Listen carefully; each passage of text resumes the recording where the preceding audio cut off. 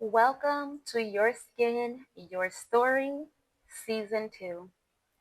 My new podcast season is about love from a single point of view. Still single at 30? Congratulations. You've just survived a decade of dating apps that treats people like sushi menus. And advice that sounds less like wisdom and more like a corporate spreadsheet. You've navigated through the murky waters of unsolicited opinions from well meaning relatives and relentless pressure to settle down, and subtle yet persuasive societal narratives that tell you your life hasn't truly begun until you found the one. Well, guess what? We're not just surviving anymore, we're thriving, and we're doing it on our own terms. I didn't open with this perky greeting because honestly, who needs another, hey girl, let's talk right now? Like, we've been there, done that, bought the self help books, and probably gifted to a friend who also didn't need to read it. Instead, let's dive straight into a number that keeps sliding into my DMs, popping up in late night group chats and echoing in the quiet moments of self reflection.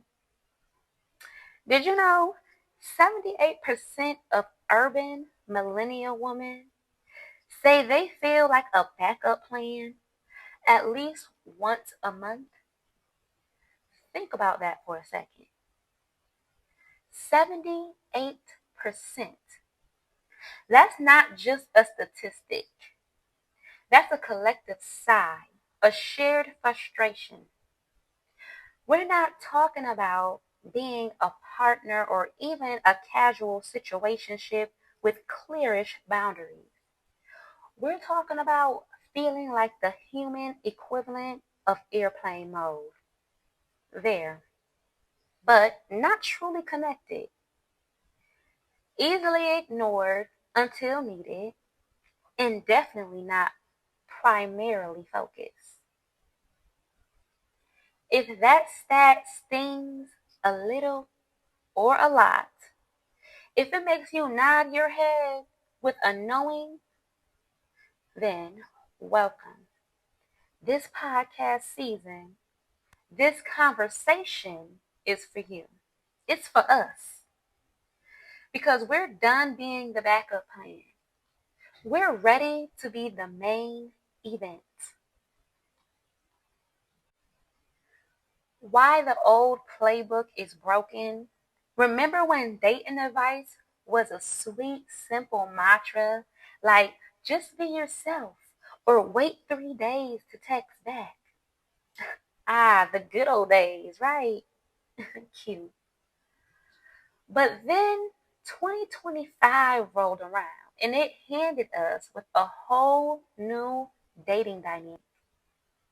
Cruising, dopamine dates, soft life standards, ghosting, benching, future proofing, and somehow we're still expected to stay chill while we're at it.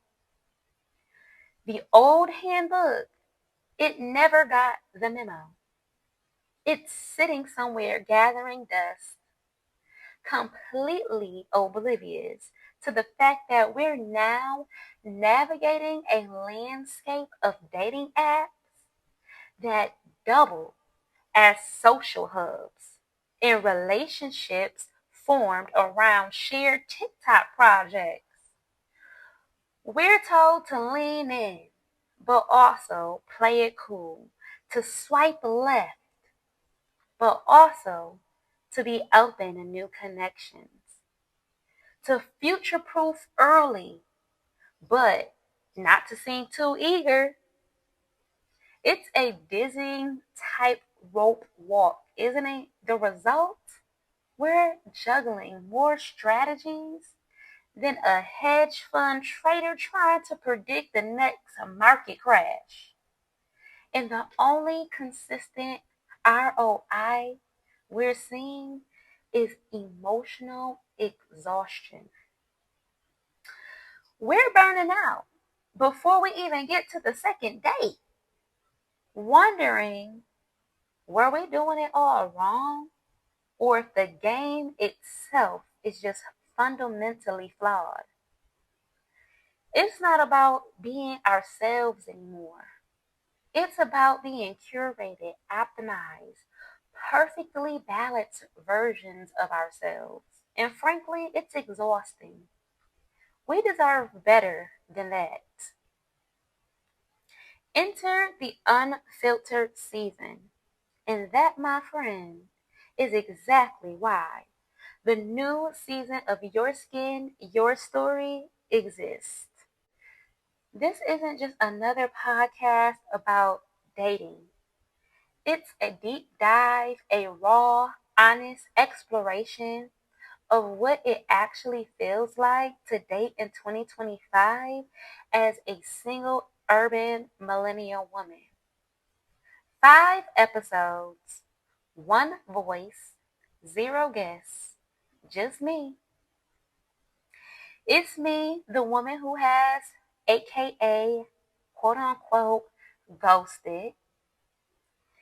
Possibly been ghosted, but I'm not even quite sure. And once, in a moment of pure, unadulterated optimism, future proofed a situationship so thoroughly it landed me straight into therapy.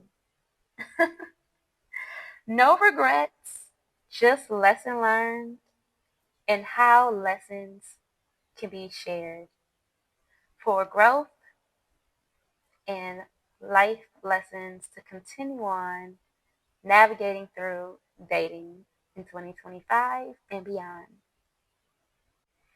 Each episode in this season isn't going to skim the surface of a viral dating trend. Oh no. We're going to strip off the TikTok filters and pull back the curtains as we ask real, sometimes uncomfortable questions, the kind of questions that hit different when the lights are off, your phone's dead, and it's just you and your thoughts. Does this trend actually feel good? Does this serve us? Or is it just another shiny distraction keeping us from genuine connections? We're going to unpack the hype, expose the pitfalls, and hopefully together find a path that feels more authentic and empowering and a lot less emotionally draining. This is about real talk, real experiences, and real solutions for the modern dating landscape. Episode 1 drops this Friday, and we're kicking things off with a deep dive into cruel scene. You know, those dating apps that aren't quite really about dating anymore. They're nudging us into group brunches, festival meetups, and organized casual hangouts instead of the traditional, often awkward one-on-one dinner. On the surface, it sounds breezy, doesn't it? Less pressure, more social. A chance to meet people organically, surrounded by friends or new acquaintances. But here's the rub, it can quickly become a performance. You're suddenly aware that 7 strangers are suddenly rating your vibe over bottomless mimosas, wondering if you're cool enough to join their crew. It's less about a romantic spark and more about passing an unspoken social audition. We'll explore how this shift from romance to community impacts our expectations and experiences.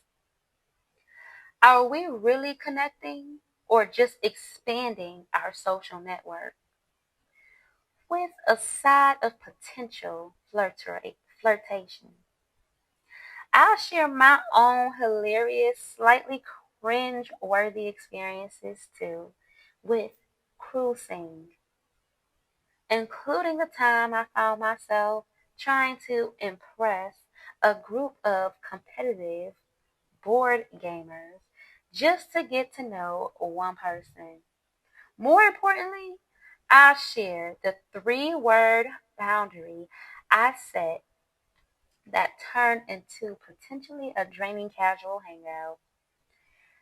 Into the first night I felt genuinely seen and valued in months. And no, for the record, it's not the split the bill.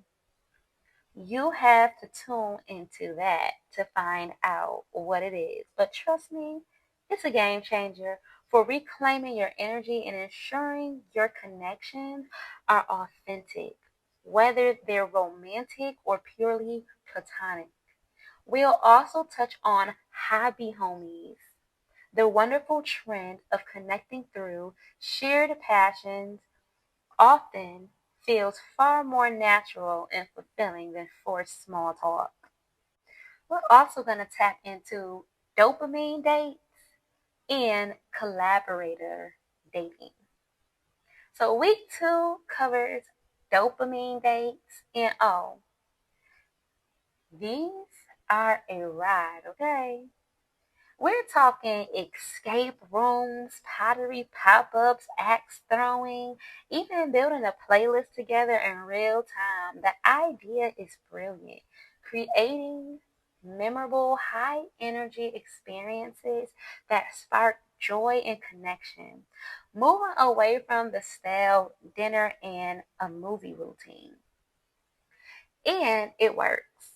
These dates are fun, engaging, and certainly unforgettable. But here's the twist, and it's a big one.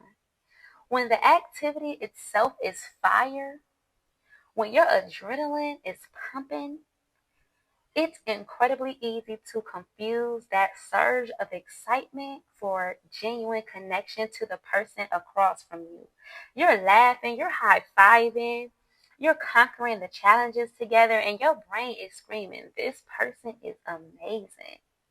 We have so much chemistry. But is it chemistry? Or is it just the thrill of the chase, the rush of novelty? The pure, unadulterated dopamine hit from the activity itself. I've been there, thinking I met my soulmate after a particular intense, interactive experience, only to realize later that I was more in love with the experience than the guy. I'll walk you through the 90-minute rule that I developed to help disentangle the activity from the actual person. This isn't about cutting the date short, but about creating a mental and emotional buffer that allows you to assess true compatibility once the adrenaline has subsided. Yes, science backs it up. It's all about giving your frontal lobe a chance to catch up with your limbic system. And yes, I tested it vigorously, most notably on a skate park. First date with a guy who, bless his heart, consistently called me bruh.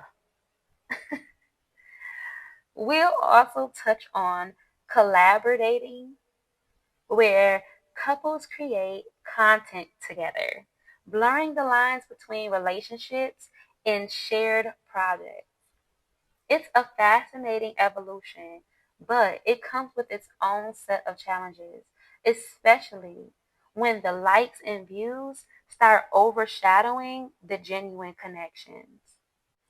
Then we're going to dive into episode 3 is the wild child of the season, okay?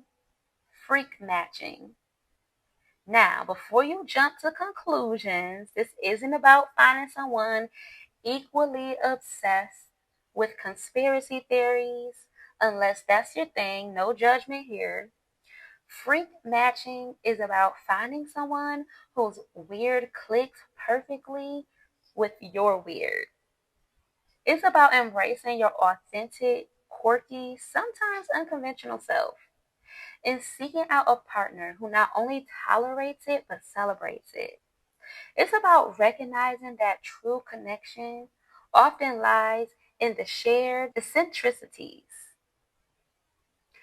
the inside jokes that no one else gets, in the uncomfortable silence, in the comfortable silence that only exists between two people who truly sees each other.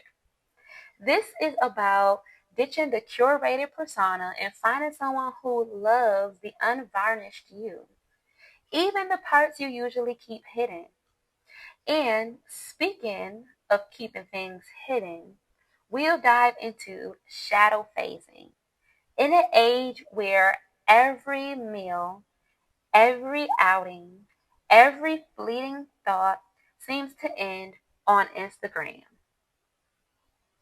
Shadow phasing is the radical act of keeping your budding connection off social media until it's solid enough to survive a comment section full of unsolicited opinions, jealous exes, and well meaning but nosy friends. It's a deliberate choice to nurture something precious away from the glare of public scrutiny, allowing it to grow organically without the pressure of performance. I'll reveal the exact moment I archived the budding romance to protect it, convinced I was safeguarding something beautiful. And then the painful truth, why that relationship died the very same week I unarchived it. Coincidence? Or reminder that some things thrive in the shadows and wither in the spotlight. You listen, you judge, and we'll talk about how to navigate the dedicate balance between sharing your joy and protecting your peace. In the mid season, we unplug completely. Episode 4 is about offline dates. Offline only dates is beautiful. Radical pushback against the constant digital hum of our lives. This means phones stay at home, maps stay paper, and the only blue light you're staring at is the sky at dusk. Imagine that. No scrolling, no notifications, no instant fact checking. Okay? Just two people present in the moment engaging with each other and the world around them. It forces deeper conversation, encourages genuine observations, and strips away the safety net of a quick Google search or distracting meme. It's about rediscovering the art of conversation and the subtle nuances of human interaction that often get lost when we're tethered to our screens. I tried this with a quote unquote flex date, a sunrise jog that ended up at a smoothie truck. Flex dating is all about low commitment meetups that fit seamlessly into our existing life, prioritizing quality time without heavy scheduling or the pressure of traditional dates. It's about making connections accessible and enjoyable, not another chore on your to-do list. And spoiler alert, from my job, my pace was dedicatedly faster than his feelings. But I walked away with a runner's high, a fantastic smoothie, and a blueprint for creating low pressure meetups that absolutely do not feel like job interviews. To discuss how to suggest these kinds of dates, and how to set expectations, and how to embrace the spontaneity and authenticity that comes with simply existing together, unplugged and unburdened by digital distractions.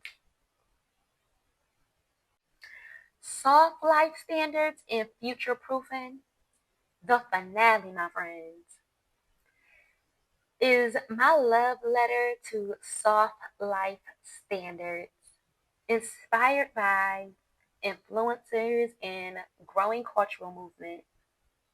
This isn't about being lazy or entitled, it's about luxury. Yes, but profoundly, it's more about intention, ease, and the radical idea of dating. In relationships in general, it should feel like a deep, satisfying exhale, not a constant uphill battle. It's about prioritizing your peace, your comfort, and your joy. It's about demanding respect, clear communication, and partners who actively contribute to your well being rather than distract from it. This is about curating a life and a love that feels effortless, abundant, and deeply fulfilling. We'll talk about how to future proof your relationships without turning every casual chat into a corporate PowerPoint presentation or a political debate. Ugh. How do you inquire about shared values, life goals, and emotional stability without sounding like a tax auditor? I've got the script. I'll share the 5 non-negotiables that I've learned to slide into conversation before dessert even arrives. These aren't ultimatums, they're clarity seeking questions designed to ensure you're on the same page about the big stuff without creating unnecessary pressure. It's about understanding that your time and emotional energy is precious and investing them wisely. If you ever wondered how to ask, where is this going, without sounding desperate or demanding, if you want to set clear boundaries with grace, if you're ready to embrace a dating life that feels genuinely luxurious in its ease and respect, then this episode is your manifesto. Ready to ditch the sushi menu, swipe life, and embrace a dating journey that actually feels good? Ready to reclaim your narrative and stop feeling like a backup plan? Then subscribe whenever you pull your pods, Spotify, Apple, YouTube, do it now. Binge the whole season on launch day because trust me, you won't want to wait a week between these episodes. And hey, if any episode makes you spit out your matcha in the moment of profound realization or laugh out loud recognition, please, please, please leave a 5-star review and share it with a friend. The algorithm loves us almost as much as we're learning to love ourselves now. And support helps us reach more incredible women who are ready to redefine their dating lives just like us. Single isn't a waiting room. It's the vibrant, dynamic studio where we produce the life we actually want to live. It's a space for self discovery, for growth, for intentional choices. Your skin, your story, season 2 is the raw track. No auto tune, No ghostwriters, just authentic experiences and actionable insight. So listen, laugh, maybe even shed a tear or two, and DM me with your worst dopamine date story, your freak matching trumps, or shadow phasing type of situation. Who knows? Let's go ahead and build this community together. And remember this deeply and truly. The backup plan narrative dies the minute we pick up the mic and start writing our own damn story. It's time to be the main character because you, my dear, are absolutely worth it.